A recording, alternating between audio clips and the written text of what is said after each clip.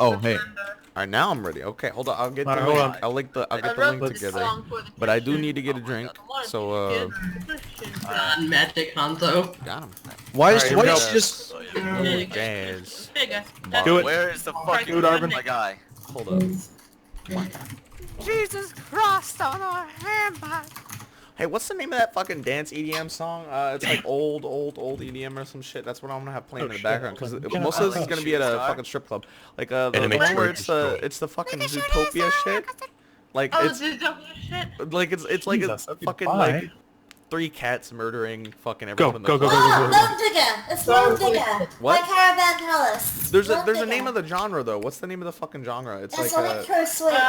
electro swing. That's what I'm looking for. Electro Swing. I love I'm gonna get a playlist rolling, and we're gonna have it in the background because, like, to be honest, this is it's gonna be in a club, man. So we're Electro gonna Swing is lit. we gotta have electro swing. If we don't, That's how I learned my samba dance. I'm gonna have both songs cranking that are electro related swing. to this playing in the background. hold on, wait, pause this. We're gonna play that later. I love Caravan Palace. Squeeze Me me. too. Caravan Palace, the Borough Star. Where it's at, link me, Nibba. It's under talk show, guys. Talk show, my dude. We up in here? Are we nice to have similar taste in music? All right, hold up. Let me get my drink. Nibba, you gotta link me, yo. It's under talk show, bro. Just stick Danny, under you talk show. need to have spatial awareness. It's an archive of our own or some shit. you. Jeez.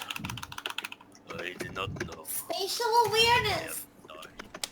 Got him. you. What I All right, need, what do I let need? me get a drink and who's gonna narrate though? Hello. Can I have Torbjorn narrate? Yeah. Her. And who's breathing heavy into their microphone, like really heavy, like oh. No idea. Stardust, is that you? Someone's obviously getting off. a little Someone's bit. like fucking ready for this, Far dude. away. It's literally over here. And I'm over Someone is here. ready. Like really ready, bro. What the fuck? Who's ready? Who's ready? Fuck you, Reaper. Go, go, go. Guys, we're about to read Magic McCree, by the way, if you didn't know. Word up. Still walking over there. Anyways, let me grab a drink and kill myself, and I'll be ready to go. Oh, did someone say kill themselves? Oh my god, that was 2 fucking hits. That was 2 fucking hits. I hate a headshotting Zenyatta. The botted Zenyatas are always headshots. Yes, I know that. They're just like, oh, you wanted to live? Nope. Wish you could just headshot me in real life. Oh, Just throw one of those balls in my face, please. If that bitch wouldn't have put me to sleep earlier, this wouldn't be happening right now. Hello. This fanfiction is very long. Hello. Go, go, go, go, go. I keep fucking dying to the same fucking shit, and this bitch won't res me Go, go, go, go, because go. she doesn't know how to fucking do shit. Okay, if you play, R.I.P. get the fuck out of here. Yes, keep it in overtime because, yeah, nice one. Booyah! We did it, finally. It's I really softer don't than like my Delta dick. too. Barely. We barely did that. Oh my. You did it. All right. I thought my tactical visor in the beginning would get it. Here we go. I'm on my way. See, if you're offense, you're squishy as hell to someone like Zenyatta, though. Oh shit. Fuck. No shit, Sherlock. I'm not surprised. 9,350 hero damage done. Now that's more like it. More like it. God, that enemy Torb made 39 packs. Yeah, he did. That's because Oh, holy hell, there's a lot of people. I'm the greatest. The greatest. Oh, there's a lot of people in there now. I Holy balls, there's a lot of people in here. Yes. know. Let me count all the balls there are. I have my 1, 2, completely 3, 4, 100% 5, 6, non-alcoholic 7, 1, 2, 8, 3, 9, 4, 10, 11, 12, 13, 14, 15, 16, 17. 17. balls, not counting you like jazz. So Magic McCree has been requested for the longest time, probably since when this was first. By all the viewers. Wait, who's doing Torbjorn, by the way? Papa Beer. Her, Are that's me. you ready? Her, her. All right. Torbjorn. Torbjorn, ready to work. Oh my god. Torbjorn. Torbjorn, ready to go. Also, can you get slightly closer to your mic. Torbjorn, I need to No, wait, no. You're doing Oh Hanzo, my bro. God. You're doing Hanzo. Yes. Yes. I will do. I will be proud to do the Hanzo. Alright, let me make sure my fucking McCree's down. Get some lines going. I just fucking EDM McCree down. We'll be good to go. Don't move. Well, The name Carvin, is Carvin, Stardust is a better player than this because she's silver. You seem I like familiar. how- familiar. And I You're killed not you cute, you before. I I'm your Huckleberry. I'm the quick. You're the I'm the quick. A very long You're story, you dead. say. Well, I am the quick, and you are the geometry. alright, let's get this party started. Oh wait, we're doing the reading now. Right I'm now, still. buddy. I'm in a match. Well, that's too bad. You best get your butthole ready. I'm Dive in, boy. Get your butthole ready. Alright, so, Torbjorn, are you ready to work? Me and him are in the same match. Well then, guess You better be ready to work. We're- underrated. In the beginning, at least. Tor. It's all fine. Wait, hold on a second. It's all right. Torbjorn. Actually, we Wait, can. wait, wait, I wait. can. I can leave and click on the. Wait a On the minute, left. I thought Applejack was here. It's Torbjorn. Give us one more match and then we can join you. It's all good. Oh I'll my narrate God. in the beginning. Last time. Just. I'm Swedish. All right. So let's start this EDM. Just doing what I think the best. No. All right. I'm gonna turn the volume down a little bit. Background music. No Hanzo. one. No, background music. Start it. Put your mics on mute or push to talk. Hold on. I'll, You know what? Fuck it. I'm, While we I'm wait gonna for tab our here. W to be ready to do Alright. 12-1, because it's in game. Let's see here. I will get it started. Hanzo Shimada could think of at least 50 different things that he could be doing tonight that would be more productive and far more enjoyable than this situation. God damn it. KGB. We're raiding. You said you wanted a Torbjorn. No, you're doing Hanzo, bro. Fuck. For instance, he could be sleeping, or working, or even dying, and he would be having a better time than what he was doing now, which was being jostled around by drunk clubbers as he fought his way over to the bar area of this strip joint his brother had dragged him to. That's right, a strip club. And not only that, a male strip club. Hanzo knew he was much too old to be in a place like this, but he hadn't been able to do much else since offer scathing protests as Genji forced him to join the caravan of cohorts to this frankly disgusting establishment. But it wasn't like the poorly designed place or a filthy building, but the premise of individuals were here was why it was so disgusting. Rather, Hanzo quite liked the decor, even if it was difficult to see in the dim lighting. The floor, albeit sticky, was gorgeous patterned burgundy and black, and it paired nicely with the walls, which, from what he could see, were mainly wine-colored with black filigree pattern decorating them. Elegant for such a place like this. Chairs surrounded the well and stages scattered throughout the floor, which were mostly occupied by patrons. Patrons? Yeah. Were throwing vills on the scantily clad men gyrating against poles protruding from their stage up to the high ceiling. The center stage was dark and empty, a stark contrast to the beacons that he was avoiding. The strippers that weren't on stages were entertaining customers splayed across plush lounge love seats on the outskirts of the main floor, flirting and grinding against them with bills tucked in their underwear so small that left so little to the imagination they shouldn't even be thought of as an actual garment. He made it a point not to look at any of the various exotic dancers, though he was tempted to. Hanzo wasn't an idiot. He knew why his brother had brought him here, and damn it, where the hell was that ungrateful brat? And he did not appreciate the insinuation. He was not like Genji. He did not want to go out and sleep around and get plastered or party with strangers, and a strip club was not his idea of a good time. But when Genji gave him those puppy dog eyes and pouted, he couldn't say no, especially if they had only just reconciled after falling out in their youth. Now Hanzo was over 30, approaching the next decade of his life with salt and pepper strands threading through his hair, and no desire to be here amongst sleazy individuals and young dancers looking to make their rent for the month. With a bit of finessing, Hanzo wove his way through the crowd, keeping an eye out for the flash of green hair or any of Genji's entourage. He figured he could at least locate someone out of place as the Nepali monk that Genji had taken to, but they were nowhere to be found. As he made his way over to the bar, decorated with sleek granite and cherry wood and backlit with bright fluorescence, it was a veritable oasis in this desert that Hanzo was trapped in. He wanted nothing more than a burning drink to dull the throbbing that had begun behind his eyelids. The bartender, an attractive, dark-skinned man with a fuzzy black goatee and scars decorating his visage, glances up when Hanzo approaches and nods in his direction, an inquisitive eyebrow cocked in question. He raises one hand in greeting, and the man makes his way over to take Hanzo's order. I need something strong. Hanzo shouts over the thumping music, deafening him, trying to be heard over the din. The bartender nods in understanding, walks away for a moment, mixing up a cocktail that Hanzo half hopes will knock him out for the rest of the night, before returning to give him the poison he desperately craved. Hanzo places a 20 on the counter and takes a drink, reveling in the delightfully icy heat that sears his throat. The bartender gives him an appraising look and a grin before pocketing the cash and moving on to other patrons. Alcohol burning the pit of his stomach, Hanzo turns to resume his search for his brother and smacks straight into a chest hidden by a plain flannel. The dark-haired man curses, managing to not spill his beverage, and steps back to press against the granite of the bar. The person he'd run into, hands are reaching out to steady him, grasping his biceps for the silky material of the slate-colored button-down he was on. Hanzo shakes the stranger's hands off of him, wanting nothing to do with an idiot who couldn't even watch where they were going. And okay, he can admit that he was in a nasty mood already, but honestly, people should learn to pay attention.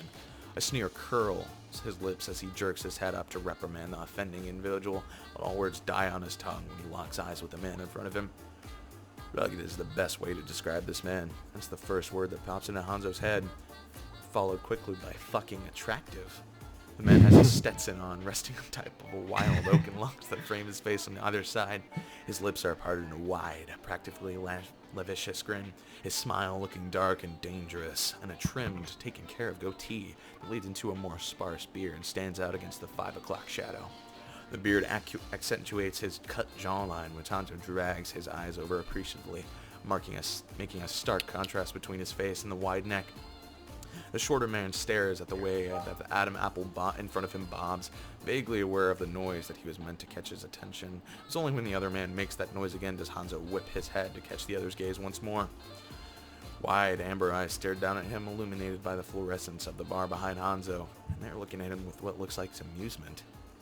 Hanzo feels a flash of irritation bite through the fog of instantaneous attraction he felt to the man in front of him, and he scolded an expression of shock into one of annoyance, hoping to cow the other man into leaving him alone, though it's a distinct feeling he won't mind if he doesn't leave. The taller man's grin only widens. Hanzo's eyebrows shoot up towards his hairline, surprised when his normal death glare doesn't send the stranger packing. In fact, he seems more wolfish, predatory, dangerous. Hanzo takes a long drink, looking for some sort of escape, when there's suddenly a large, warm hand on his shoulder, and the rugged man tips his hat in greeting. Hanzo follows the movement with it. Actually, hold up. Let me make sure I have my voice sensitivity slightly lower so you can hear. I can hear you. Yes. Yes, but it's important that you hear me drinking. I'm joking. 1 second. Oh, Got him. got him. Anyways, where was I? Large drink. Large warm hand on his shoulder, and the rugged man tips his hat in greeting. Hanzo follows the movement with his eyes narrowed, shrugging his shoulders to get the other's paw off him. Even being the most attractive thing he's seen in years, this is a strip club. This man looks exactly like someone who knows how attractive they are and uses it as an excuse to be a sleaze. The dark-haired man half expects the stranger to grab his shoulder again, but he is pleasantly surprised when he doesn't, instead stepping away to give Hanzo some space. He holds up his hand in mock surrender and shouts at Hanzo over the din of the strip club. Sorry about that, darling. I wasn't watching where I was going. Hanzo can You're hear it. supposed to be You're supposed to be shouting. Hey. Fucker. Hanzo can hear a country twang in the other's voice, though he's more interested in how deep, rich, and smooth this stranger's voice and how it soothes Hanzo's rustled feathers with every syllable. Well, I gotta say, can't think of anyone in here in this joint I'd rather bump into, seeing as you're the prettiest thing about. The shorter man feels his skin start to burn at the compliment, along with an overwhelming desire to hide his face, unused to this sort of attention. He's been out of the dating game for so long, and his resting bitch face, as Genji lovingly calls it, usually deters any storm of suitor from flirting with them. Apparently this cowboy didn't get the memo, or perhaps he was into that sort of thing. Hanzo wasn't able to think about it for long as the other man extending a hand forward and an offer for a handshake. Hanzo eyes the appendage warily, letting his gaze wander from the big hand. His mind supplies what big hands mean to him. He tries not to linger on the delectable thought. Up along a sun-kissed caramel skin of his muscled forearm, gracing the clothed bicep. That is nicely thick too, and the plaid hugs those curves so well. Then dragging across broad shoulders and a barrel chest that Hanzo imagines is hairy under the wrapping of his plaid, and follows down the other arm in the opposite path. His tongue feels thick in his mouth. Hanzo turns to place his drink on the bar. What? The stranger's smile has only gotten bigger as Hanzo went about eyeing him, and the shorter man burns under that half-hooded amber gaze, sticking his hand forward to shake with the cowboy. His hand is big, callous, those digits thick, and he can't stop imagining himself at their mercy. They shake for a moment, and the man introduces himself in that sinful voice. Your name's Jesse, huh? Well, I call someone as pretty as you, well, there's an angel. Call me Hanzo. He replies, Okay. feeling the Sir, flow. Hanzo is Aravid, so Wait, what? don't worry about it. Aravid decided to step No, in. Yeah, Aravid. So- KGB is doing Yeah, Hanzo, maybe. I'm just gonna leave Oh. now. No. I don't mind. KGB do Hanzo. Go ahead. I don't mind.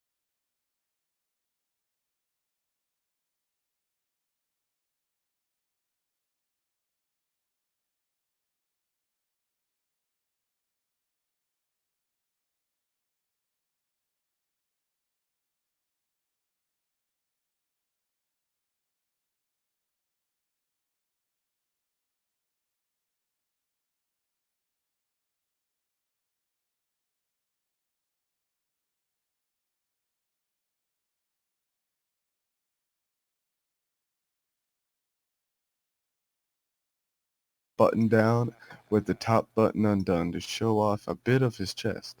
Hair tied up with a tarnished gold silk ribbon, wearing a loose silver chain around his neck, and with his shirt tucked into his black slacks that hugged his rear and insinuated his long legs, down to his silver and black Oxfords, and all made him look like an accomplished businessman, one who definitely didn't belong here. No, I am not. He answers curtly, leaving no room for questioning, though he noticed that the way others' shoulders fall a bit, and he is quick to correct himself. Rather not here. I was dragged here by my brother, who has disappeared since we arrived. He insists I need to. Hanzo takes a shuddery breath, licking his lips that are suddenly dry, and noticed the hungry look in Jesse's eyes as they followed the swipe of his tongue. Get laid? It embarrasses him to even say it out loud. Jesse doesn't say anything for a long time, his smile dropping as he stares at him. The silence between the two of them is only broken when the other man throws his head back with a booming laugh, startling not only Hanzo, but the people around them. Return to look at him with wide eyes before shuffling away from the pair. Hanzo feels the overwhelming desire to clamp his hands over the other man's mouth just to shut him up, as his laughter was drawing attention to both of them. He restrains himself though, burning as Jesse got his giggles out. The cowboy pretends to wipe tears from his eyes before he moves to grab Hanzo's hands again. The shorter man lets himself be manhandled, his brow knitting in confusion as Jesse takes a Sharpie out of his pocket and pops the cap off with his teeth. And suddenly, he's scrawling something out on the skin of Hanzo's inner wrist. He has a half a mind to rip his hand away from the taller man when, just as quickly as his hand has been snatched up, it's dropped and Jesse is capping the Sharpie with a proud grin. The cowboy, with his hand shoved into his pocket, nods towards the other's wrist, prompting him to look at what he wrote. Hanzo, with uncertainty still plastered across his face, lifts his hand to stare dumbfoundedly at the 10 digits scrawled in blue on his skin, with the word Jesse below it and a heart next to that.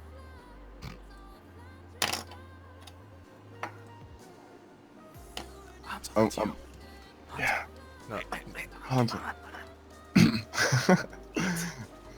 is all he has a mind to say. Unable to process what just happened, he presses his fingers to the ink. Brows still furrowed, while he tilts his head to look over at Jesse, who honestly could not be smiling wider. The man takes a step forward, extricating one hand from his pocket to hook a finger under Hanzo's chin, pushing his head up a bit so Hanzo has nowhere to look other than into the amber pools that he wants to drown in. Well, sugar, seeing as it don't happen to you too often, let me explain. Jesse says breathily, as Hanzo is bracing himself against the cool granite beneath him, feeling his stomach twist with nervous anticipation. Right there. He makes it a point to glance over at Hanzo's hand. This is my number.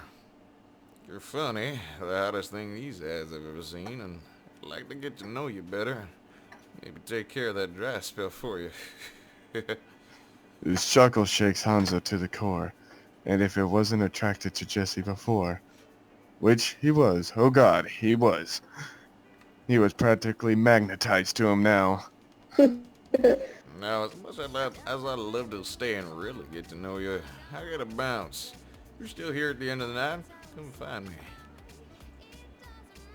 I've lost myself. Hold on. Hanzo is about to nod enthusiastically when Jesse leans down and nips at his earlobe, drawing a gasp from his lips. I'll show you a good time, Hanzo. Why am I reading this? Oh, And just as soon as...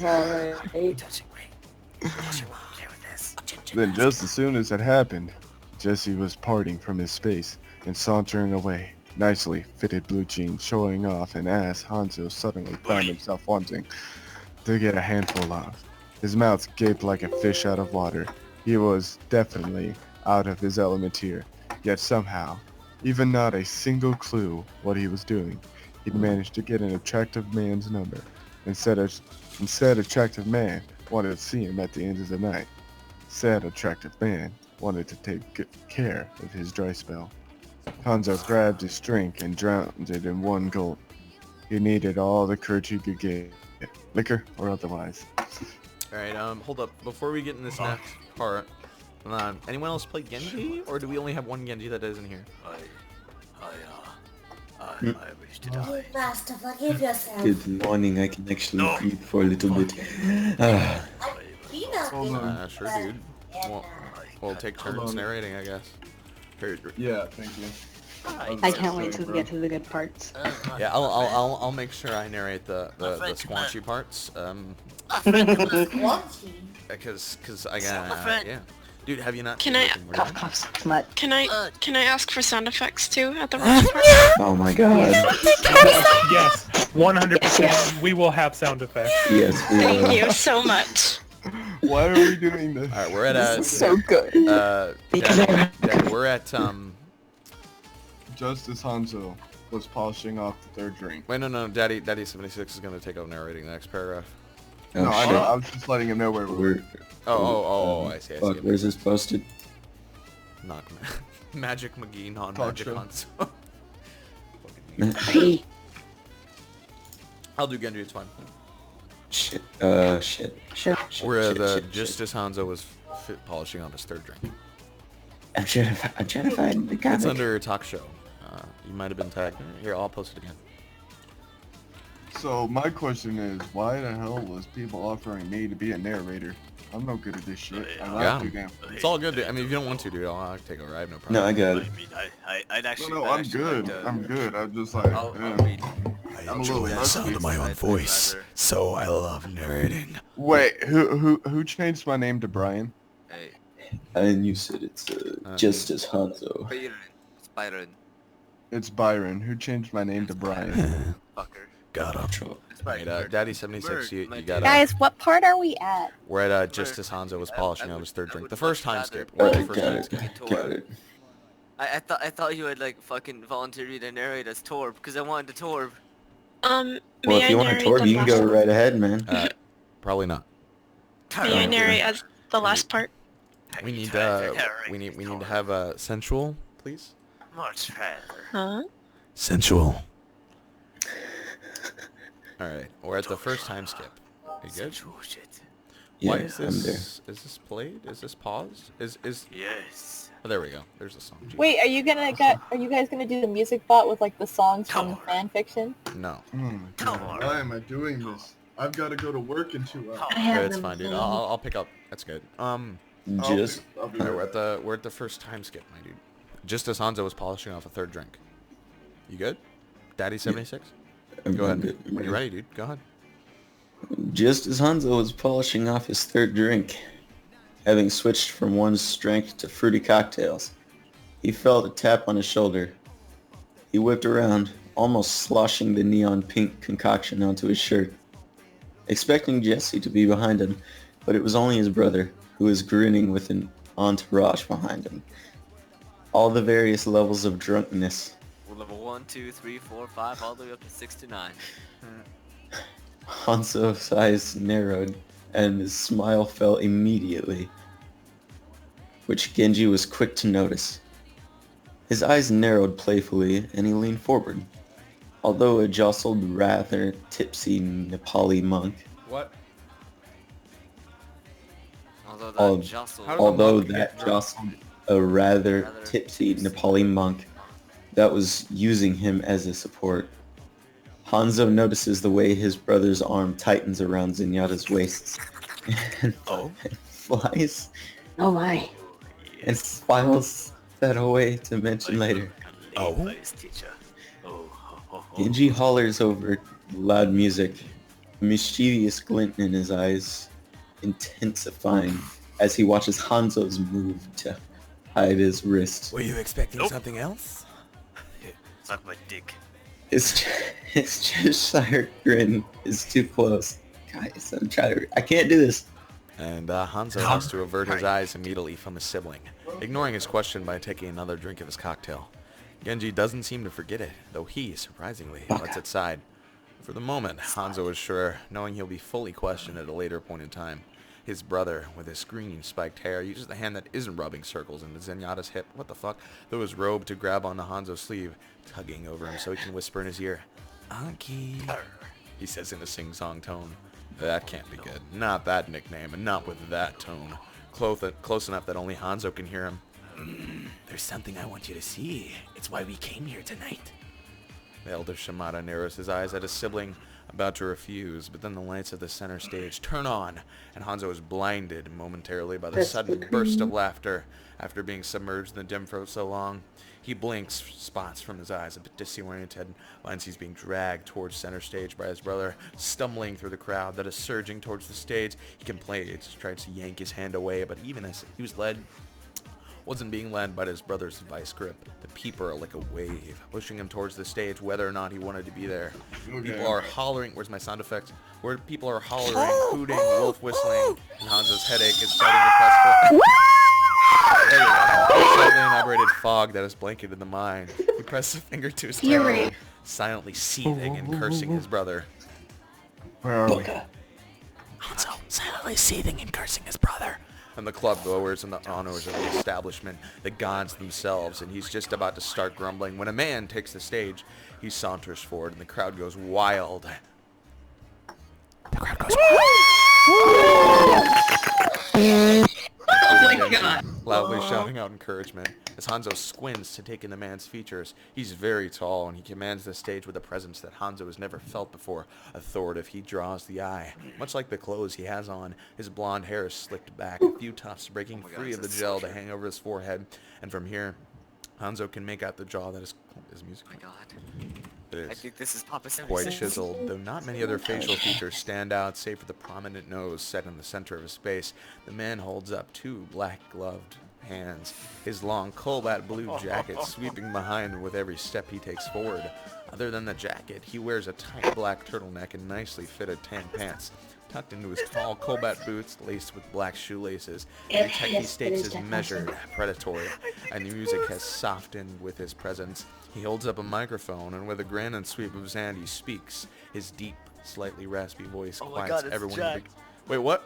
Good evening, everyone. He booms over the speaker system. Thank you for coming. We're very glad to have you tonight, as always. The statement is met with a raucous cheer. Oh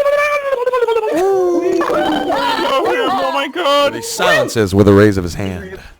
Now, our main event tonight is a regular and a crowd favorite. He enjoys lassoing hearts left and right, and he's sure to give you the ride of your life. Just be careful. There's news in the town that he's quite the Brucken Bronco. The joke is met with laughter. A few individuals shouting that they take on the challenge. Hanzo wants to leave. Genji is shaking his arm with vigor, almost knocking over the older sibling with intensity. Please, join me in welcoming our sexy guest to the stage, everyone. Give it up for Magic McCree.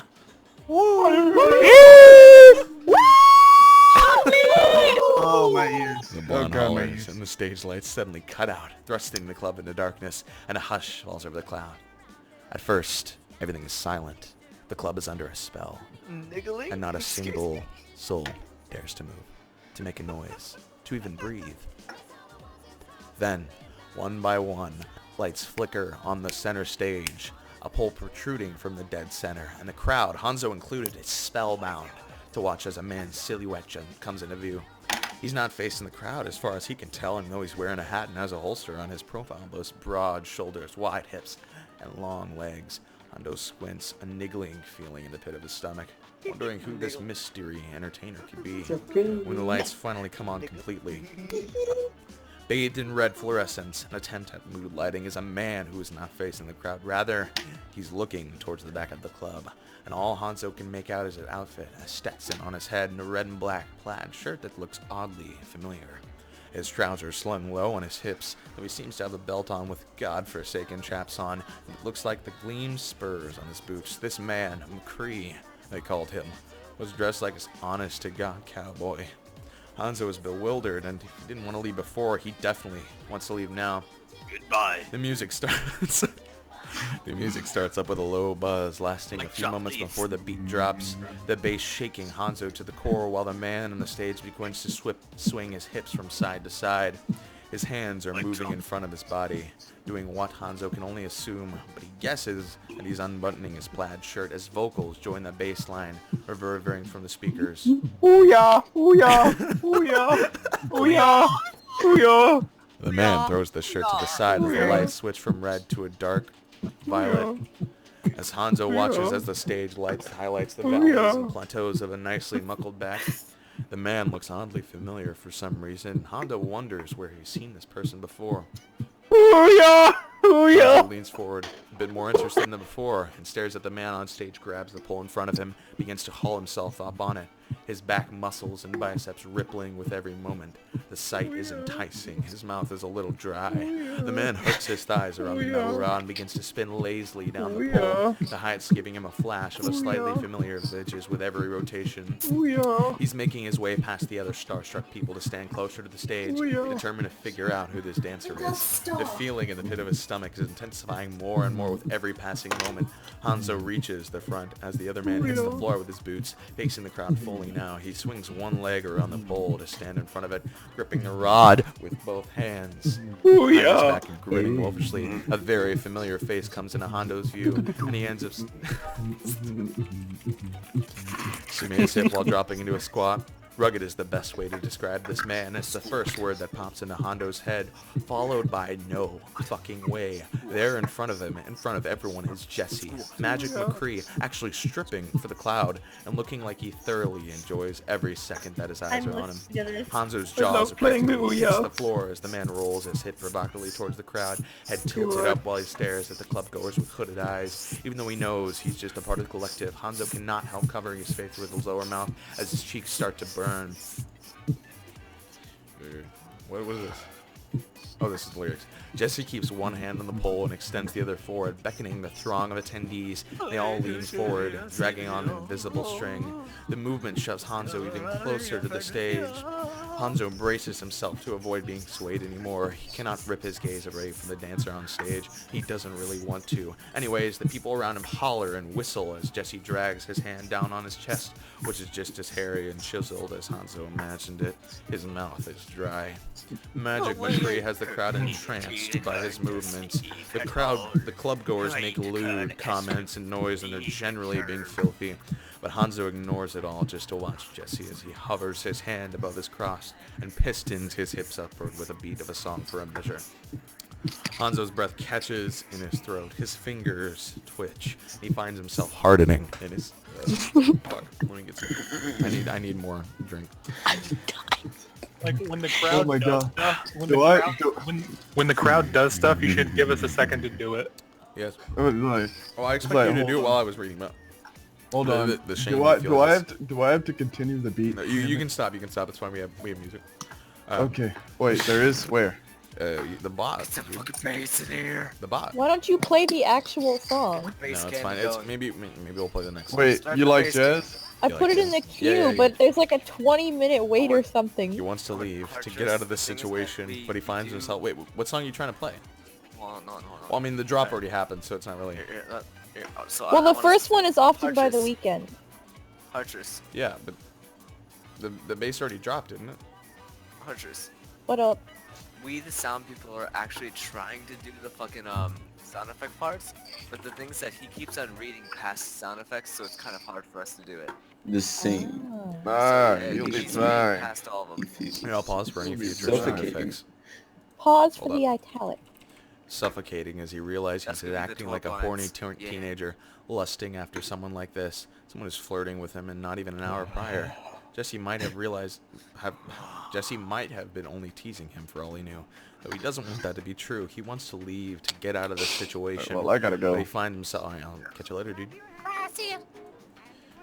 But he finds himself pinned in place when Jesse's eyes find him in the crowd. That grin widens, and then Jesse is lazily rolling his hips as he stands fully, letting go of the pole behind him so he can unbuckle the belt around his hips. Not that we're holding his pants up very well. The belt is flung to the side, and the pole is back within the cowboy's grasp, his hips rolling in sinful ways towards the metal rod. Jesse won't stop staring at Hanzo, though we can't decipher the look he's being given from this far away. He imagines these pupils are blown wide, that this dance is only for him, and it makes it easier to give in, enthralled with the cowboy's performance. Although he is at the front of the throng, he feels like he's not close enough. He's never been into strippers or, voyeurism or dirty dancing as far as he's known, but his experience with sex has been few and far between, and woefully vanilla. So who is he to say he wasn't into these things before? Yet he's definitely sure he's into them now. Maybe he's only into Jesse, seeing he didn't feel his magnetic pull with any of the other dancers on the floor. Regardless of the reason why, the room feels stiffingly hot. Hanzo tugs at the collar of his suddenly too tight dress shirt. Jesse is climbing the pole once more, his absurdly strong arms flexing with every movement, and Hanzo wants to feel them tense under his fingertips. The cowboy swings one leg around the pole while grabbing the other with his hand, one hand holding him up on the metal rod as he goes into some sort of mid-air splits. The crowd goes wild. Wee woo, wee woo, wee woo. Throwing dollar bills onto the stage and hollering at him, Jesse drinks in the attention, grabbing the pole with both hands and swinging both legs around the pole before he spreads them in opposite directions, touching the tips of his toes to the pole. He's very flexible, Hanzo gapes, digging his fingers into his palm to deal reel the train of thought that his mind is on, supplying him with detailed fantasies of what flexibility could be used for, or what those arms could do. He's going insane from simply watching. Jesse is pointedly looking towards Hanzo, gauging his reactions, and the shorter man chokes back a noise, snapping his mouth shut to try and look annoyed. He has a distinct feeling that he's failing, seeing as the cowboy on stage grins before he brings his legs together and swings them around, causing him to rapidly rotate and slip down the pole. The further he slides down the rod, the more he straightens out until his boots hit the floor. Eyes still on Hanzo, he tilts his head up, one pole holding the Stetson on his head, the other hooked in the belt loops of his trousers, and mouths the last word of the lyric that plays overhead. Then he drops to the floor, both knees hitting the stage, with one hand on the floor keeping him propped up. His hips roll in a slow, languid fashion like he was. And his eyes are still on Hanzo as he gives two short thrusts of his hips at the end of that lyric. There's likely hunger in those amber pools, and Hanzo wants him so badly. Jesse switches positions, pivoting on the hand that was on the floor to swing his legs forward till he's on his knees and leaning back with his chest facing skyward. His legs are spread, the same hand keeping him pushed up, and he starts to roll his hips upward in smooth thrusts. The strength behind the movements would feel so hard and deep. Well, it will. Pitch down the two teeth away, Hoffman. Maybe I can make that pussy rain, Hoffman. What? God. Hanzo hasn't felt this type of desire for someone in years. Between alcohol flowing through his system, the violent fluorescent lights, the deafening sound of the music in the crowd, and of course, the insanely attractive man that's dancing on stage, Hanzo feels completely overwhelmed and incapable of handling everything that's happened. The only thing keeping us grounded in this situation is the fact that throughout this entire performance, Jesse's eyes have only been on him. He's entranced by the sight in front of him and loses himself to the routine as Jesse gyrates and spins and climbs the pole, hips rolling, legs spreading, getting to the rhythm. He doesn't even realize the performance is ending until the last lyric blasts overhead. Make that pussy poppin'. Do it how I want it, Hoffman. The music blurs into an amalgamation of a bass line and the tenor vocals till it fades out completely, and Jesse is standing in the center stage, breathing heavily and noticeably sweaty under the stage lights. The clubgoers around him all scream with their delight.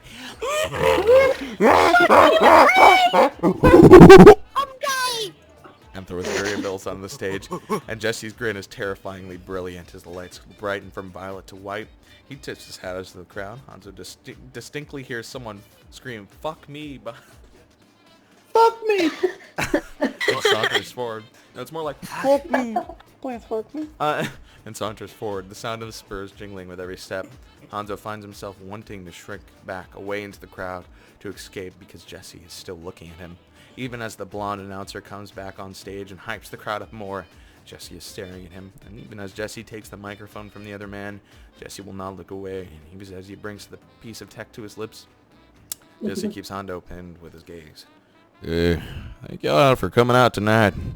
He says breathily into the microphone, voice deep and laden with filthy promises. It feels like he's speaking only to Hanzo. I hope y'all enjoyed that performance by little old me. I know I enjoyed dancing for y'all.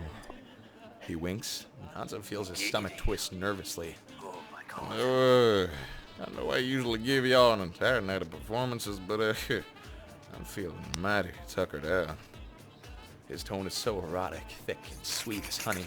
Those words are met with displeased groans from the crowd.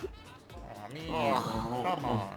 So instead, let me give y'all one little last dance.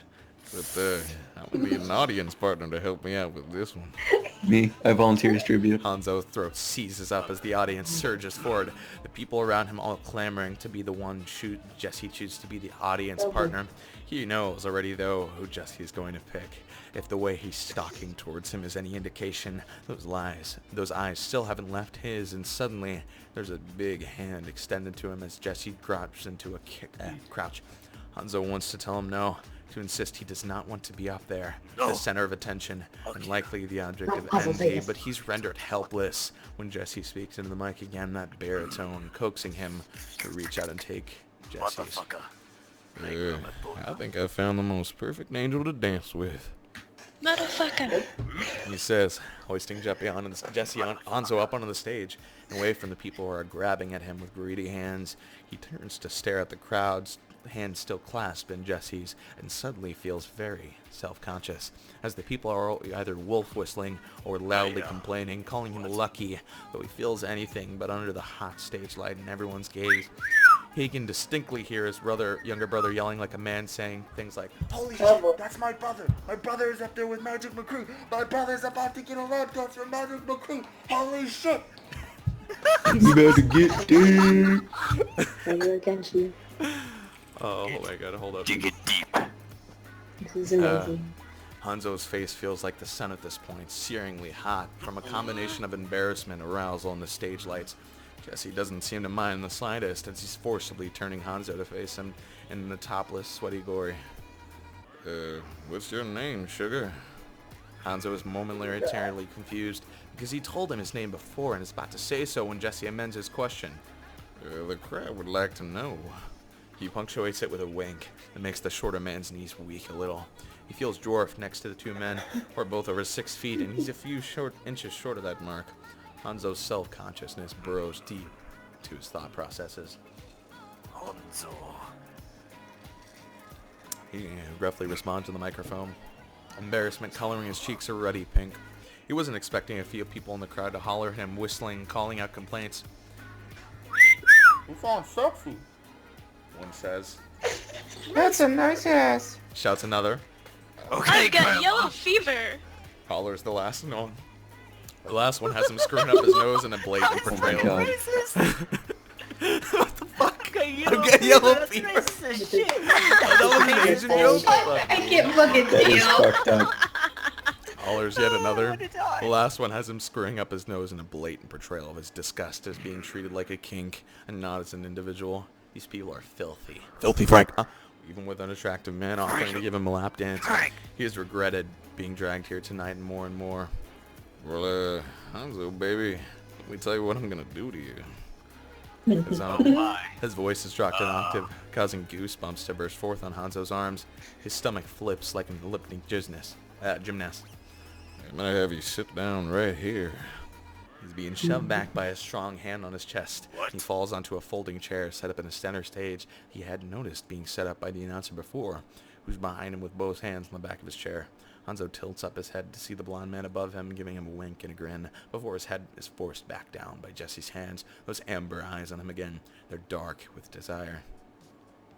And when the music comes on, I'm gonna give you the ride of your life. Only catch is, you can look, but you can't touch. Sound good, sugar? Hanzo cannot speak, only nodding enthusiastically as Jesse gives the mic over to the other man on stage. Even though he is slightly disappointed that he cannot touch Jesse, he is more than willing to be at his mercy.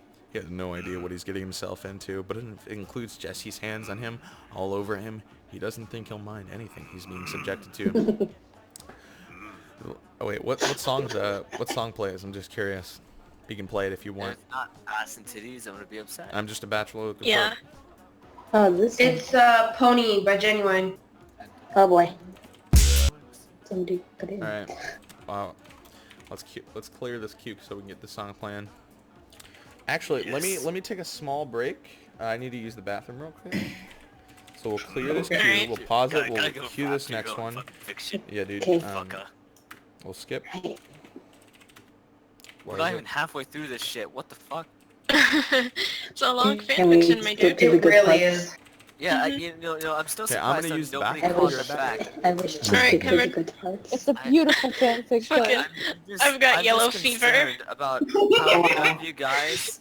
Yeah, I know. I'm concerned how none of you guys knew that the fucking announcer was Soldier, because it was really fucking obvious. It really Blonde was. hair, a blue coat, blue boots. That's Maybe. fucking Yep. Soldier. That's Jack Morrison. That's his skin. Yeah. It is Morrison. Jack Morrison. It really It is. It's is. literally Strike Commander. That is Strike Commander skin right there. Yeah. Exactly. And low gruff voice. Why am I hashtag Daddy76? I don't know. Did nobody I think notice that the bartender is Gabe? Mm-hmm. It is. me, Soldier 76. I'm not I think it's surprised, like, it's kind of like a play on like Blackwatch. A Blackwatch Mhm. strip club. The Oh my I god. think it's an Overwatch. I just sponsored realized strip that. Club. And the reason why fucking what was it? Fucking Reaper, Why am I- or rather Gabriel, he's away at one of the bars because you know Blackwatch has to be all secret and shit, while Overwatch can be all the way like up there, which is why Morrison's on Alright. stage and Do Gabriel's. you Yeah, want me yeah. to pick up and give you a voice The release? music starts overhead with a bash that thrums through the ground into Hanzo's core. It's playing right now. Well, Jesse stalks around or something. It's fine, it's fine. We got the song. Jesse stalks around him, dragging his hands along Hanzo's shoulders, gracing his neck with his fingertips, up to tug on his ponytail. Hanzo gasps as he's yanked backwards, so he has to look at Jesse, who's smirking sultrily at him, the other hand cupping Someone his call jaw. the Undertaker. He feels the pad of the cowboy's thumb brush his lower lip, and he shakes, eager for more. Jesse lets go of him, continuing to drag his hands along his person until they retreat as the lyrics start overhead. Jesse Hey, circles Mr. around his standard. Bachelor. Dude, it's playing. It's playing. Hold up. It's playing. It's playing. And the actual song is playing. And Hanzo staring at him underneath his hooded eyes before he drops to his knee in front of the. Actually, hold up. Man, he drags his bare hands along Hanzo's thighs down to his knees, which are practically locked together. I'm gonna have to play this song again because I missed the mark. I failed. I'm actually gonna kill myself. No, the written part Same. for this entire song is like longer than the actual song itself. You could probably play it Yeah. on several times. Got him. So, Okay. yeah. And Hanzo was unused to being handled with. The gas that reached out of his throat was barely audible to anyone other than Jesse, whose smirk has grown into a full-on grin at the knowledge that he affects Hanzo so much. His hands go back up, trailing along his inner thighs this time. He gets dangerously close to the front of Hanzo's slacks, which are noticeably strained, before he pulls his touch away, entirely leaving the seating man unsatisfied. Hanzo grits his teeth, his hold on the chair tightening as Jesse stands, the crowd egging him on with wolf whistles and cheers. Jesse is going to straddle his lap, powerful thighs on either side of his legs, and those muscled arms rest on his shoulders while he hovers above his legs. That chest is dangerously close to his face. Hanzo's erection is throbbing in his pants, and he desires colors every quiet swear he lets out under his breath. Jesse is gorgeous, attractive, right there in front of him, and so unobtainable. He wants to touch him, to run his hands down that hairy chest, to pop buttons on those trousers, drag them down, and his thoughts process fizzles out as Jesse begins to roll his hips tantalizingly. Not even trusting Jesse's growing, he watches the moment with wide eyes, biting his bottom lip hard enough to draw blood. That is surgically purgatory, because he's being exposed to something absolutely heavenly. But he doesn't even get to touch, grope, squeeze, grab, bite, scratch like he wants to, which is torture in of itself. Jesse's eyes never leave his expression. It's like only the two of them on that stage as Jesse's hips inch closer and closer to his own. Hanzo can feel the heat riding in on the other's chest. wanting nothing more than to tip his head forward and bite those pectorals to mark that tan skin with bruises, purple and red and angry under his teeth, tongue, and lips. The cowboy has moved one arm up to hold his Stetson in place, and then his hips are down completely, pressing against his thighs and their crotches align. Delectable friction sends a zing up Hanzo's spine as he feels a telltale thickness slot against his own. He throws his head back with a pained groan as a satisfactory friction abandons him, and Jesse gets up off his lap. Tease. He doesn't have to lament over the He doesn't have to lament over the lack of Jesse's presence for long, as he suddenly has a lap full of cowboy again. Only this time, his back is to him. Jesse faces the crowd, his legs spread wide as he grinds his ass back into Hanzo, dragging the tight globes up and down the strained tent of his slacks. His head lolls to the side, breath coming out in ragged pants as he abandons his grip on the chair to dig his nails into the palm instead. Forget voyeurism. That was far less kinky than being watched by a crowd of people who were none the wiser of his state of dishevelment. Truly, the people in the room who were aware that he was hard and aching were himself and Magic McCree, the latter of which was taking his time teasing his erection with every gyration of his hips. Jesse stands once more, turning his face to face Hanzo with a greedy look on his face. The shorter man's eyes flutter open, looking at the cowboy with annoyance evident in his eyes. Jesse pays it no mind, his hand fisting in the other shirt to haul him up and off the chair before he flips their positions, sitting back onto the metal and dragging him to sit on the cowboy's lap. Hanzo gapes at him even as the crowd behind them starts to scream their approval, a few shouting for Hanzo to take it off. This is the last thing he expected when he'd been dragged to this club in the first place, and he's sure his brother is part of the people goading him on. He knows he is when he hears garbled Japanese from somewhere within the throng of people.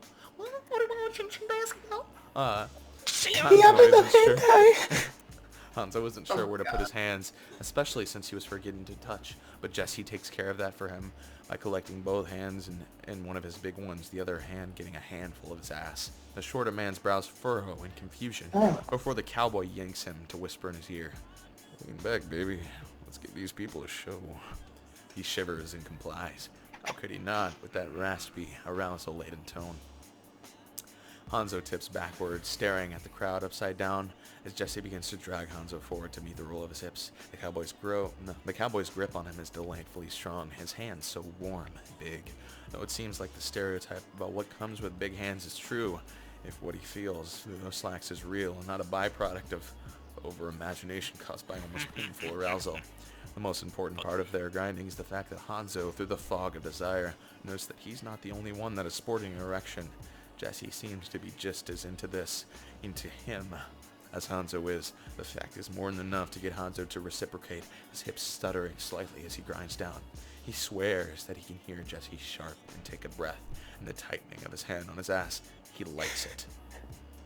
It's easy to lose himself to this performance, to the routine, especially when the friction is so good and Jesse is taking control of it all. He almost forgets the hundreds of people watching them, his brother and company included, except for the fact that people are still shouting, screaming, and throwing money at the two of them. Just fuck already. But, people are still begging him to take off his clothing, and he wants to somehow.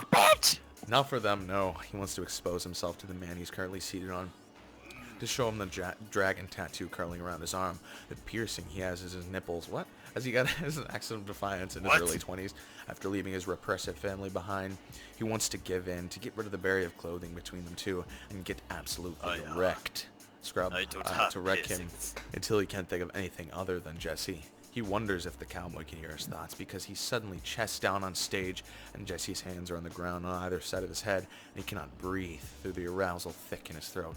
The crowd all gasps, and he hears Genji's voice get louder, a constant mantra of "Holy shit! Holy shit! Holy shit! What is holy shit in Japanese? Let me Google it. Holy shit! We need Leaf in here. It's Shinsei na Tawagato. Anyways, Hanzo stares at the crowd blearily, blinded by the tears of overstimulation and the stage lights shining closer to him than before. Jesse presses his hips to the left of Hanzo's ass through his trousers, and the man shivers with delight. Hanzo feels one of Jesse's hands press against his back, rucking his shirt up as the appendage drags slowly upward. The silk slides against his overheated skin like a blessing. The cold air hits his lower back as it's exposed. Jesse's big, hot hands graces the back of his neck, then through his hair, mussing the strands and pulling from the hair on his head. Hanzo lets out a cry of pained pleasure as Jesse's hands grabs his ponytail and yanks him backward, back bending while the cowboy grinds his erection to his backside. The crowd screams. Where's my crowd, boy?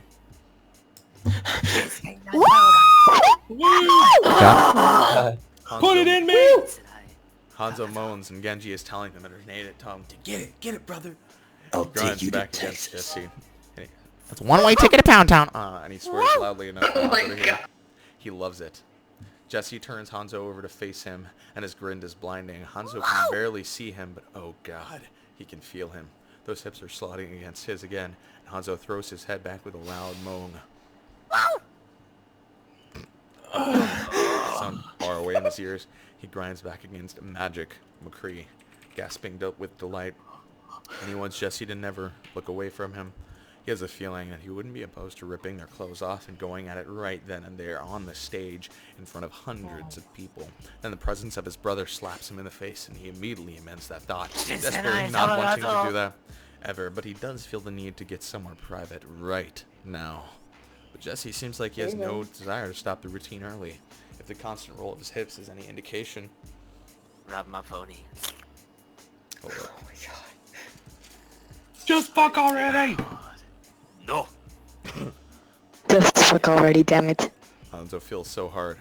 Listen, guys, every paragraph you gotta take a shot, okay? Hanzo feels so hard. He's dropping his slacks, and he's sure there would be a telltale wet patch if his slacks weren't black.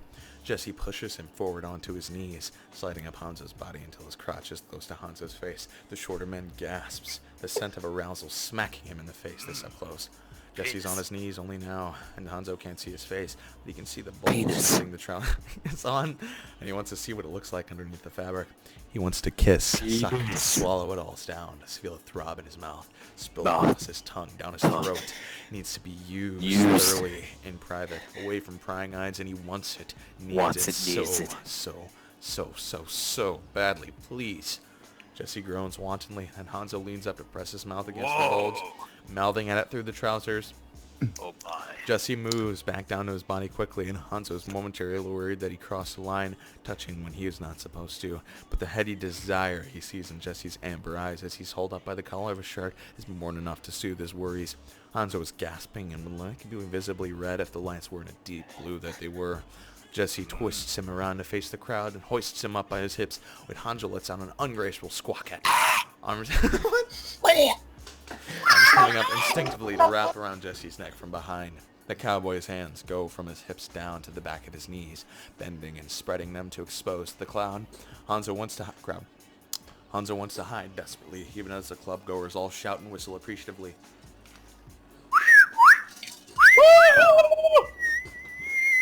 He's not used to be putting on display like this.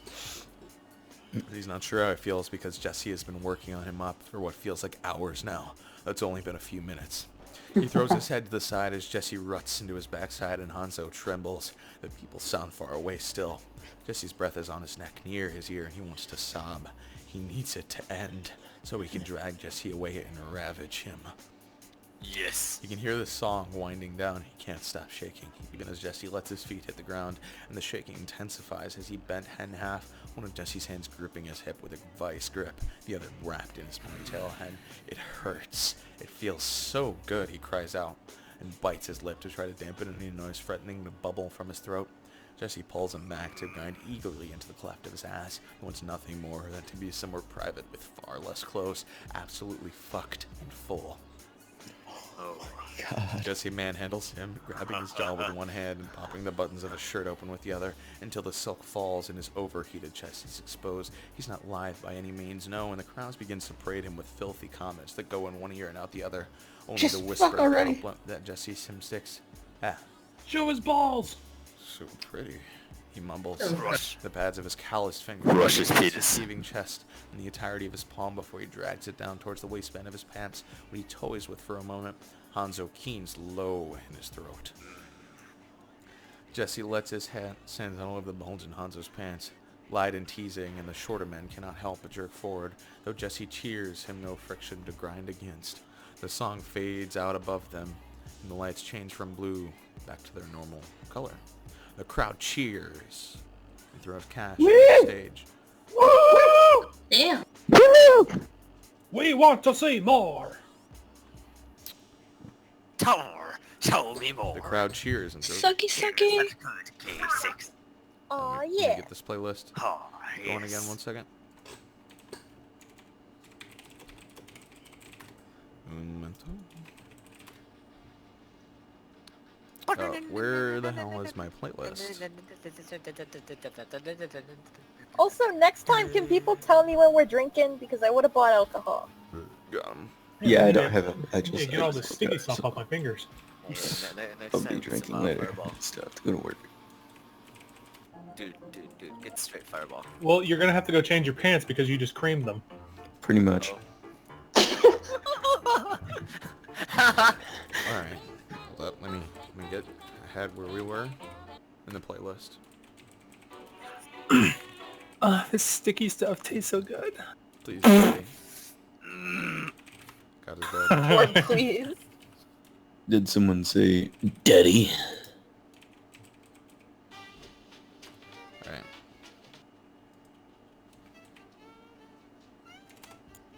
The crowd cheers and throws cash onto the stage, and Hanzo is dizzy from everything that happened in the past few minutes, his chest heaving with exertion. Jesse seems no better, seeing as he can feel the man's breath rustle his hair with every exhale. The cowboy seems hesitant to take his hands off Hanzo, but he does so anyways. And the shorter man feels like he might collapse from the sudden lack of contact. He wants to lean into Jesse or haul him for a kiss, do something, but he knows he shouldn't, not with the eyes on them. The blonde announcer comes back onto the stage, looking slightly irritated, though his voice doesn't give it away when he thanks the crowd for coming and asks them to continue to enjoy the night. The lights on center stage turn off, and the clubgoers disperse back to the bar. The smaller stages, the various love seats, all loud and energized after that performance. Hanzo is thankful for it, as he turns to demand that Jesse take him somewhere silent, but he's stopped by the sight of the announcer stomping over to them, and the cowboy's guilty grin. The man leans forward into Jesse's space, growling his words almost too low for Hanzo to hear, but he's always had good ears. "What the hell was that, Jesse? We pay you to dance and strip, not to almost fuck a customer on stage." The cowboy pouts, extending one arm to wrap around Hanzo's waist and tug him over to press against his side. He wants to melt against him, but he resists, seeing that the announcer was fuming. "You better have a damn good reason for this, Jesse." He laughs and gestures to the floor, and rubbing soothing circles into Hanzo's hip bone. "You see the amount of cash that I raked in? Besides, my angel's here is hotter than the devil himself, if you haven't noticed." Jesse looks proud, standing up straight and pointing at Hanzo.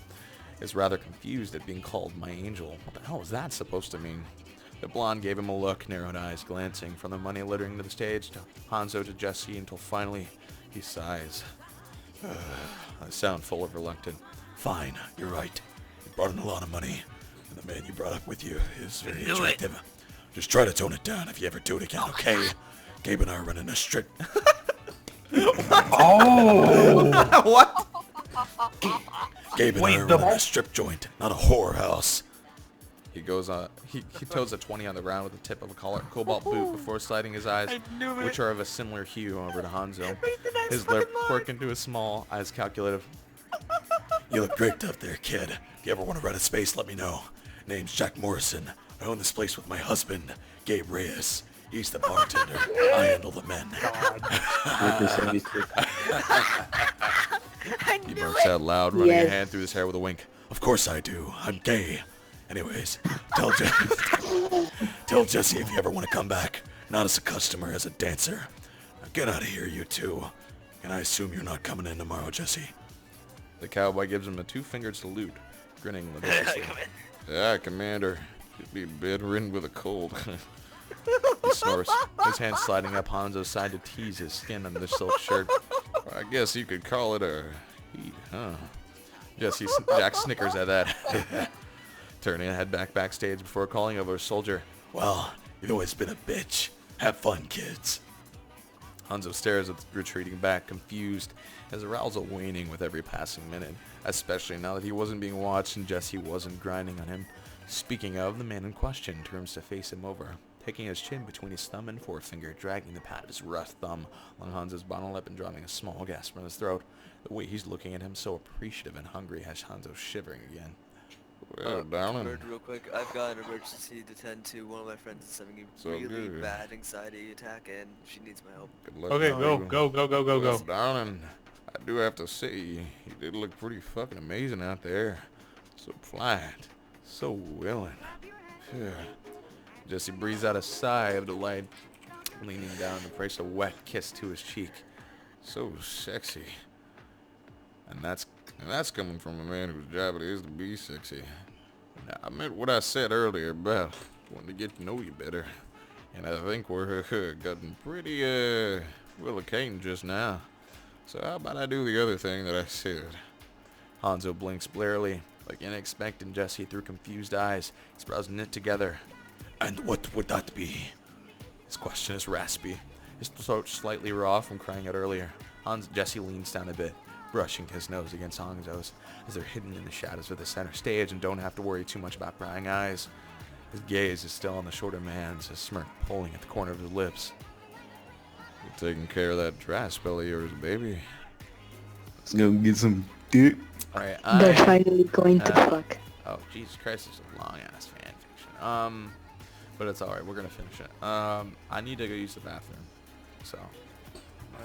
Good, all of us can change our pants while you're gone. Intermission. Alright. Hey, why am I hashtag Daddy76? I don't know. You tell me.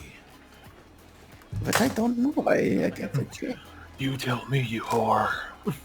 But it was just... But it was sort of gay. 76 at one point. Last time I was awake. I don't know. I didn't change it.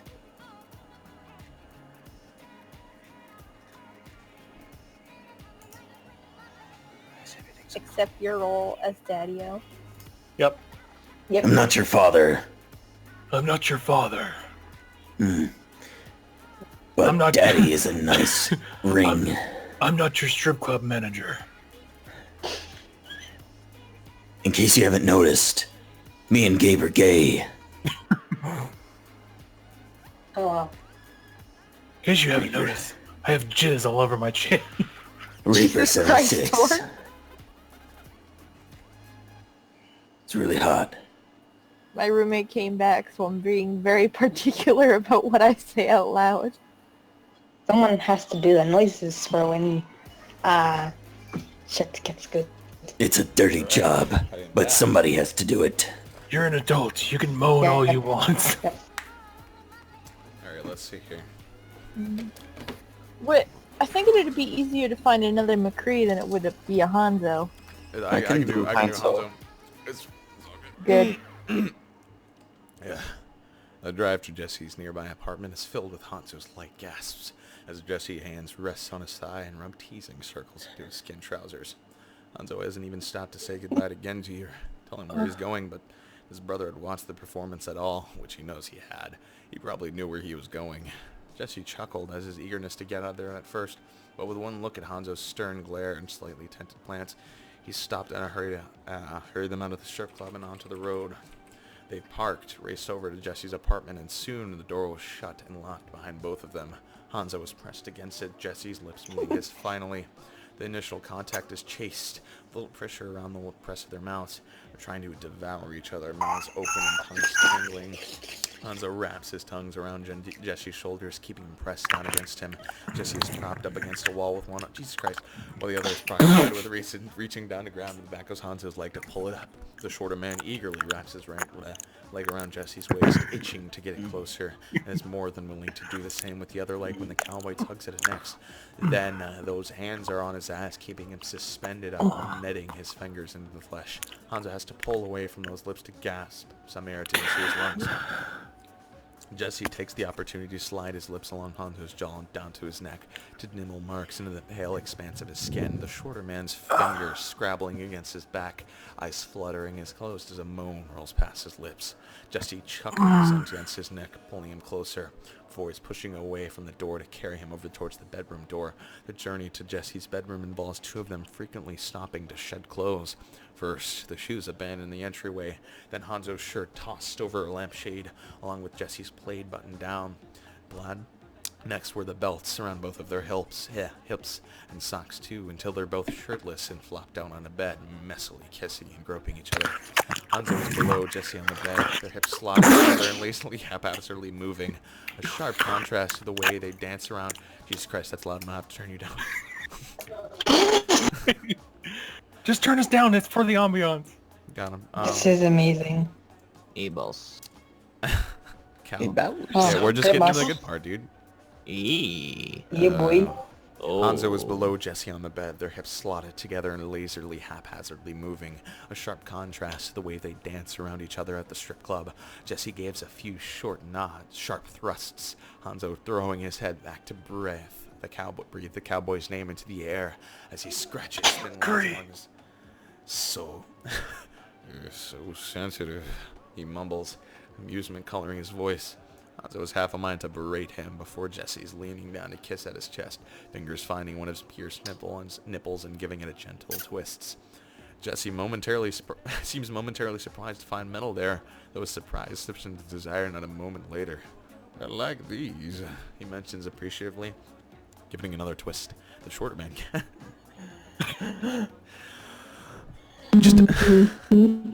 just as sensitive as Jesse said he was. Pressed his hips to grind harder into the other's hardness. His partner enveloped the other nub with his mouth, drawing a shout from his lips as Hanzo fists one hand in the man's wild locks. He doesn't want to be so violently responsive, but he can't help it. The time between now and his last encounter was so embarrassingly long, more than he wanted to admit. Not that it seemed to bother Jesse, who was enthusiastically cheesing his nipples into stiff peaks. When he finally pulls away, Hanzo hauls him up for a kiss, feeling their scruff rub against each other. Jesse pulls up to sit up, staring down at Hanzo with hooded, dark eyes. His smile grows with every second that passes, Hanzo propping himself up to glare at Jesse. He knows he looks like a wreck, lips kissed, bruised, and wet, hair mussed and falling into the ponytail he put it into, and that at every place that Jesse had nippled was starting to sport the beginnings of telltale hickeys, but didn't think it warranted just being stared at. When the silence stretched too long, he took it upon himself to figure out what was going on. What is it, Jesse? His voice doesn't have as much bite as he wants, and he knows it, but he was trying, damn it. There was only so much he could do when he was being ravished. The cowboy gives a little half shrug, nonchalantly popping the button on his trousers. Chap's left with his stuff back at the strip club. He looks like he wants to say something still, and Hanzo isn't one not to communicate with his partners, no matter how long it'd been.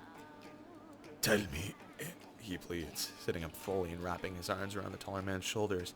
Jesse seems to melt a bit underneath the domestic touch, leaning into him and stealing a kiss before he responds.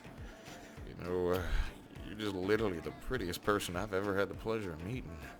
Can't believe I got someone like you to come home with me, honestly.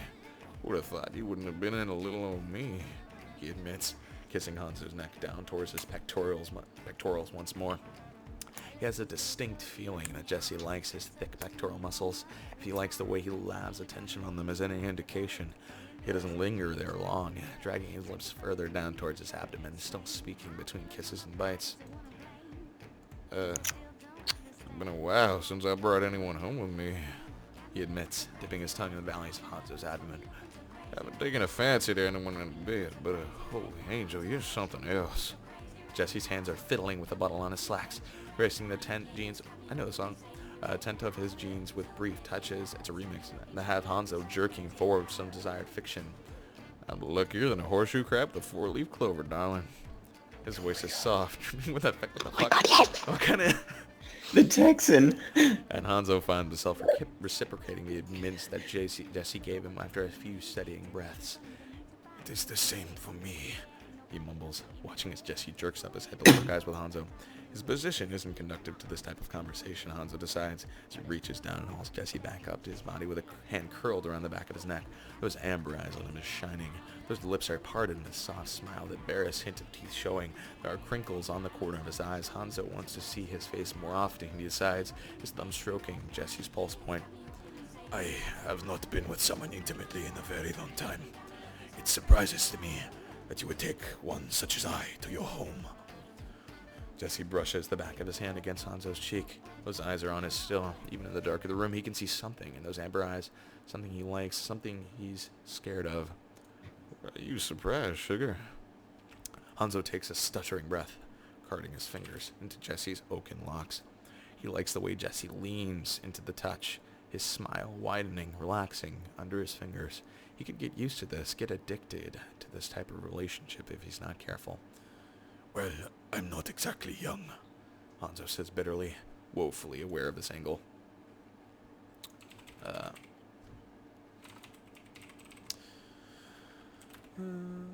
Age. He figured that Jesse would want someone younger, more spry, more flexible under his big hands. It's just me, it's just not playing. It's not playing for me. That's odd. There we go.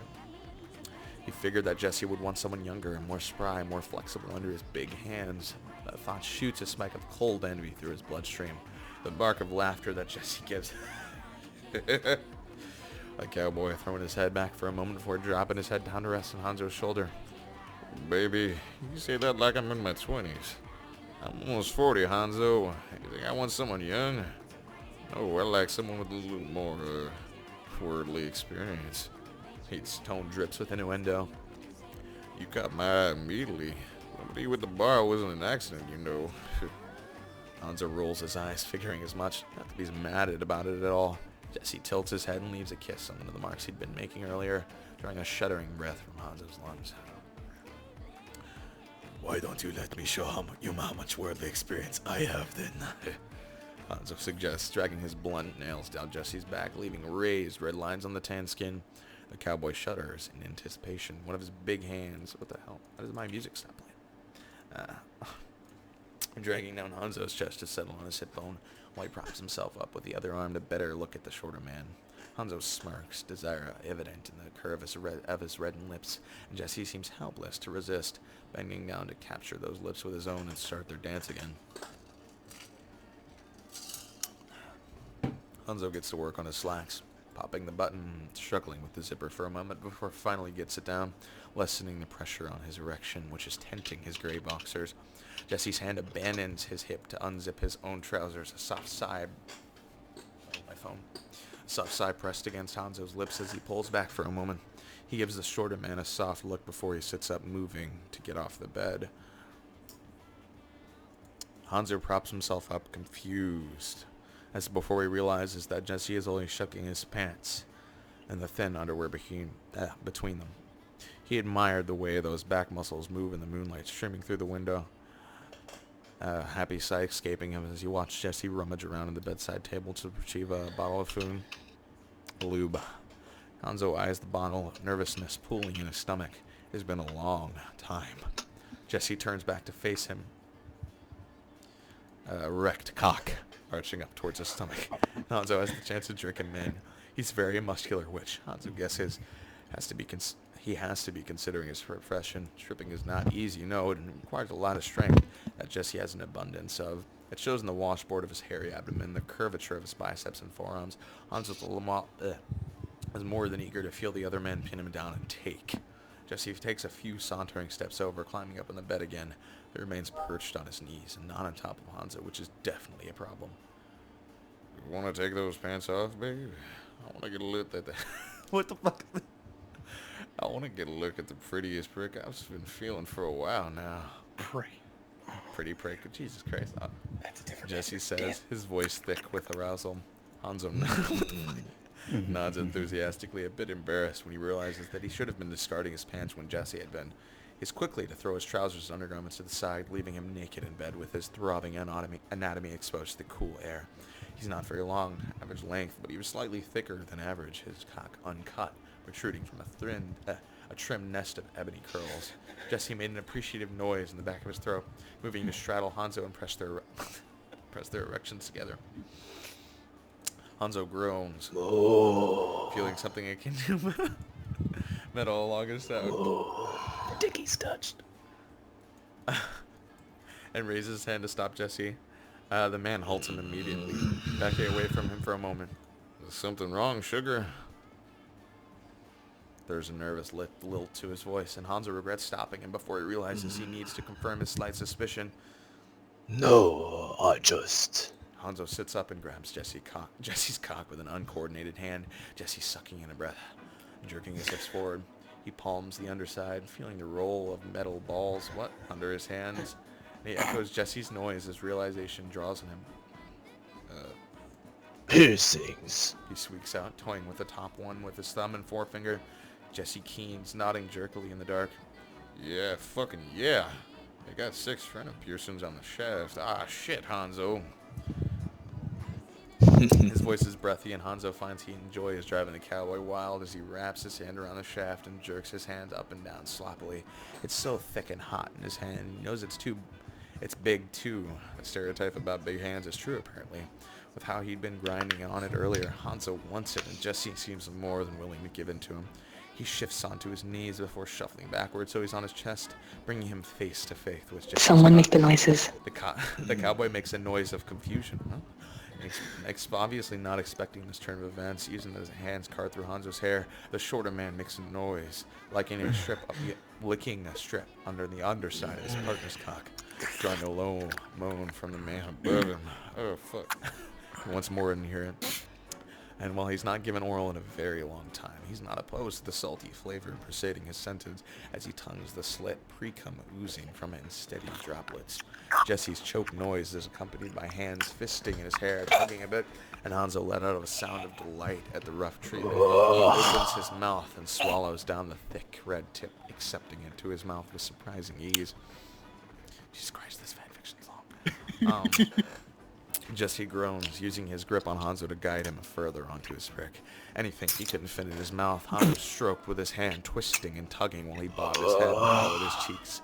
Jesse prayed him, petting his hair and rasping out compliments that Hanzo's face heating up more and more. He swallowed down as much as Jesse's thickness as he could until his jaw began to hurt. Finally pulling away from the spit-slicked cock, Hanzo dived down and instead toying with a frenum ladder, leaving his tongue along the barbell jewelry to tease them, knowing how sensitive they are when Jesse's words devolve into goggle sounds of pleasure. Hanzo thinks he would be content with this, just to tease and suck Jesse to completion until he shoots all over his face, but Jesse has other plans if the way he pushes on Hanzo's shoulders is any indication. Pouting, licking his lips of pre-game spit, he lets himself be pushed away and hauled up into a rough kiss. Jesse shoves his tolder past the seam of his lips, stroking the roof of his mouth abruptly and lapping up the taste of him mixed with Hanzo. The shorter man eagerly kisses back, lets himself be ravaged as Jesse leads him back to lay him down against the bed. He rolls his hips against Jesse's thighs, that is so in between his legs, desperate for some friction, and Jesse steals his breath away.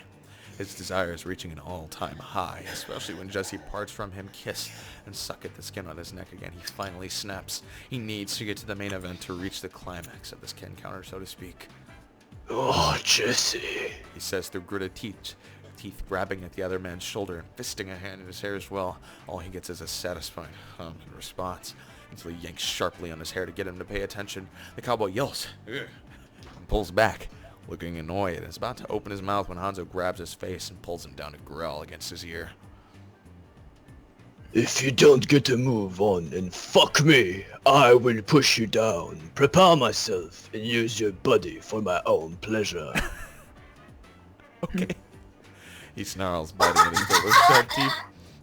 Jesse's gasping breath is delightful to hear, though the growl that follows even sweeter. Hanzo is even more delighted when Jesse shoves him down again, bouncing slightly against the bed. While his previous sexual encounters had been so vanilla, he's finding he quite likes the treatment that Jesse's giving him, treating him so roughly, and he's spreading his legs immediately to accommodate Jesse's mass as the man makes his home between them. This music, he hands the cowboy the bottle of lubricant, watching, mesmerized, as Jesse slicks up his thick fingers.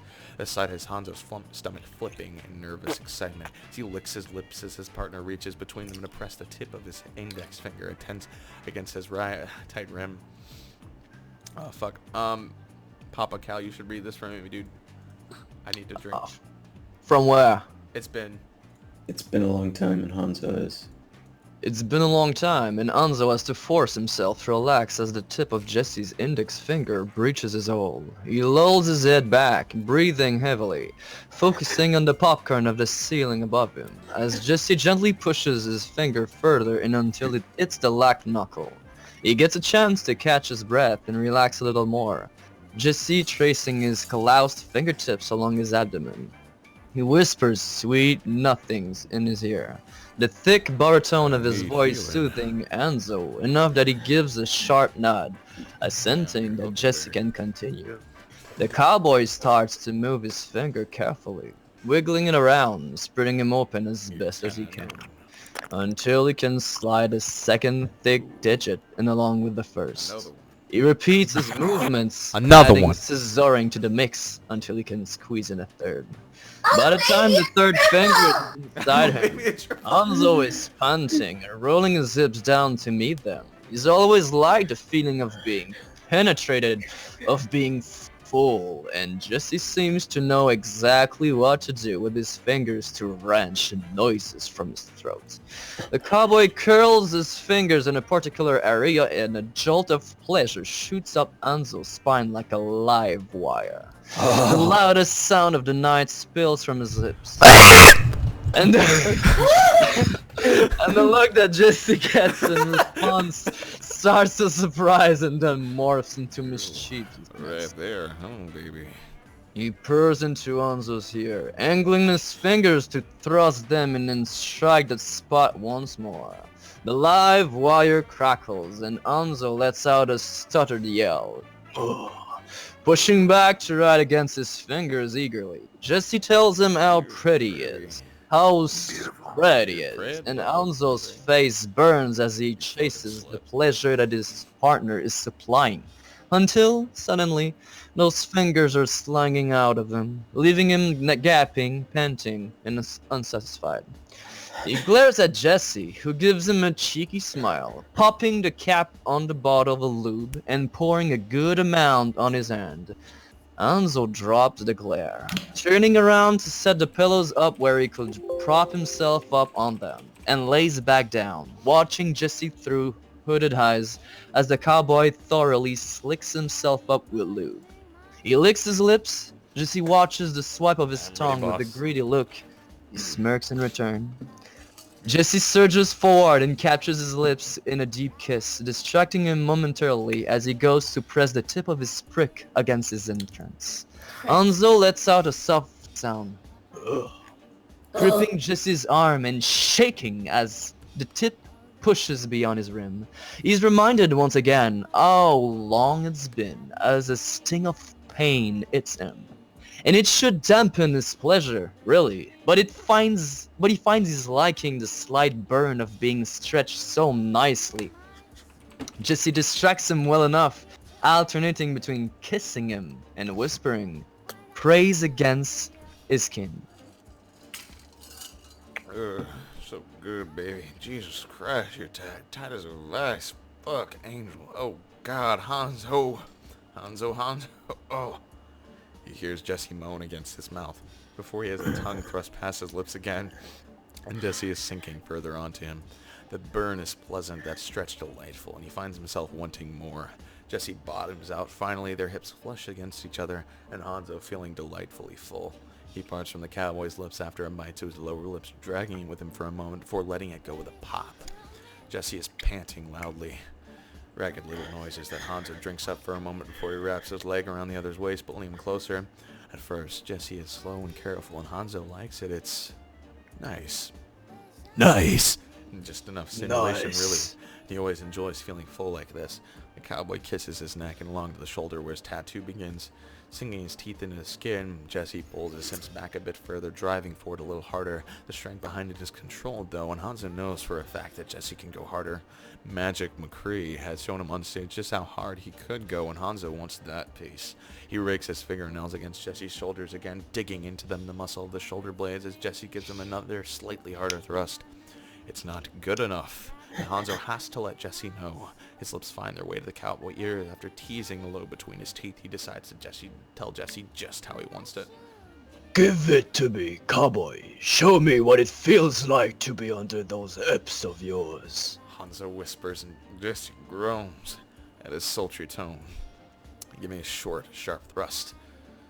Yes, but harder. He punctuates the roll with a roll of his own hips. Harder, faster, better, stronger. Another roll and a desperate noise from Jesse's throat. Ugh. Deeper. Yet another roll, and Jesse's already moving to pull his hips back to deliver what Hanzo needs. Fuck me like you mean it. Let me feel it. I want to think about it for days. Ravish me, cowboy. Ugh. A growl he gets in return, that snarl that graces Jesse's lips. It's so worth it, especially when the subsequent hard thrust drives home and he feels the bumps of this piercings roll inside of him. He loves the brutal pace that Jesse sets in, reducing him to a mess under his touch, his thrusts. Hanzo's nail dig in more, leaving a half-moon indent along Jesse's shoulders. The cowboy growls again, snapping his hips back so far that he slid out of Hanzo. Suddenly empty, Hanzo whimpers, peering at Jesse from behind thick lashes. He looks back up to him before hauling him up by his shoulders and pushing him back down to the bed, away from the pillows that had been propping him up. Hanzo stares up at him, confusion evident in his gaze. Jesse just grabs his leg, propping both ankles on his shoulder, and sinks back into Hanzo without another thought. The full feeling comes back, satiating Hanzo for the moment. Jesse bottoms out once more. His partner doesn't move for a long moment, just staring at him, at his hands fanned around him, at his dribbling cock, and there's a flash of something in his eyes that Hanzo just can't pick up on before Jesse pushes his legs up a little farther and begins to fuck him again. Fast, sharp, thrusts angled just right. Hanzo can't focus on what his partner could have possibly been thinking about. Not anymore, not when the head of his cock inside him strikes his prostate. At this point, he's completely boneless, thoughtless, under Jesse's hands. He's at his mercy and he loves every second of it. Damn, Hanzo, angel baby, you're so tight around me. Fuck, squeezing down on me so hard. Jesse moans, his thrust shifting from fast to slow, moving his hips in a circle and as he fucks Hanzo deep and hard. If I didn't know any better, oh god, I'd say you were a slut. Hanzo's eyes snap open and he arches his back, pushing her down on Jesse's cock. Can someone make the... Ugh, you like that, don't you, baby? Ugh. He rasps out, leaning even further into Hanzo and angling his hips just right before he begins to pummel that spot. Yeah, like how I tell you much of a whore you are. You like being treated like one too? God, fuck. I don't know anyone could possibly pass up the chance to take you home. Fuck. You're the best I've ever had. Hanzo presses the back of his hand to his mouth, throwing his head to the side and damn near whimpering. The dirty talk starting to get to him.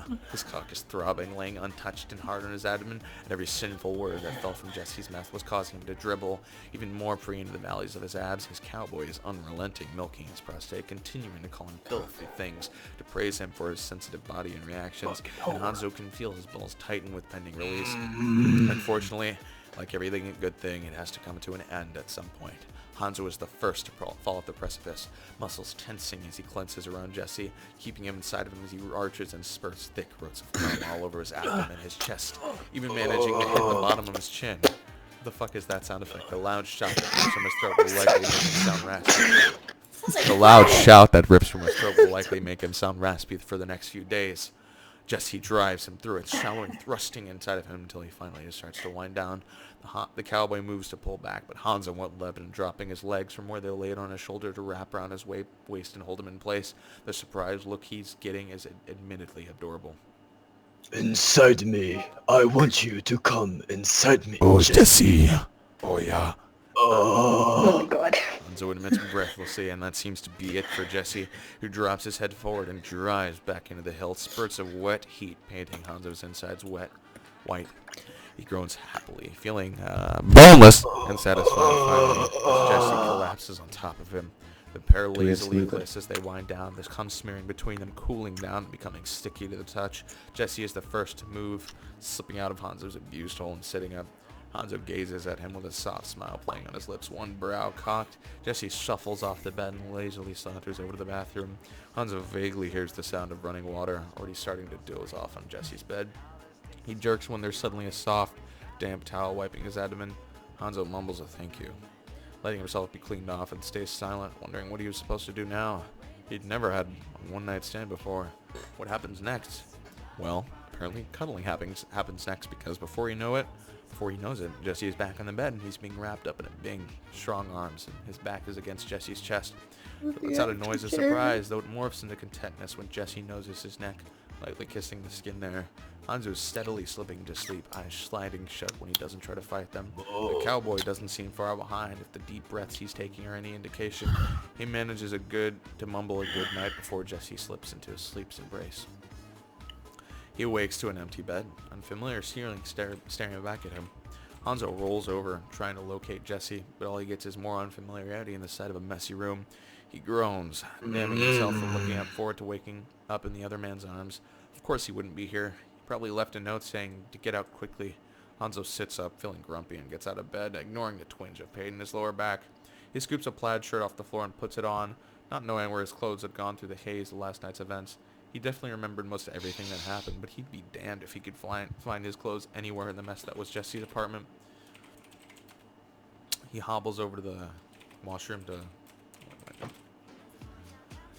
use the bathroom, ignoring his reflection. He knows he looks properly fucked and ravaged. No, he doesn't want to think about it right now. No, he wants to get his clothes together and get out of here and forget this night ever happened. Hanzo felt stupid for getting his hopes up. Jesse was likely long gone by now. The number on his wrist was probably fake. He'd fallen for everything, for every pet name and sweet line and compliment. He was such an idiot. Hanzo makes his way out of the bedroom, stepping over piles of clothes, and opens the door while grumbling in Japanese under his breath. He stomps down the hall, irritation evident in the ways his brows are drawn together. He picks up his clothes up as he goes, a belt here, a pair of socks there, and he's about to grab his button down when the scent of cooked bacon hits his nostrils. He sniffs, more confused than before, and peeks his head out from where he was in the hallway. His eyes widen at the sight in front of him.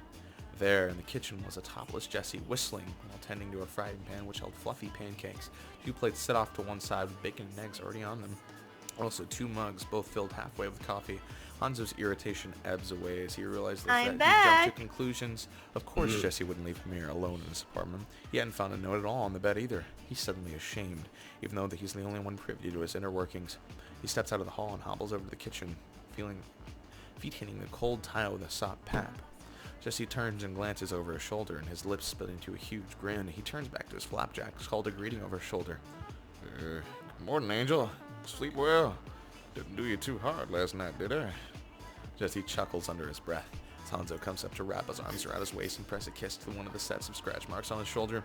The man relaxes into his touch, whistling shifting in a soft humming. Hanzo kisses his other shoulder, humming a tune back.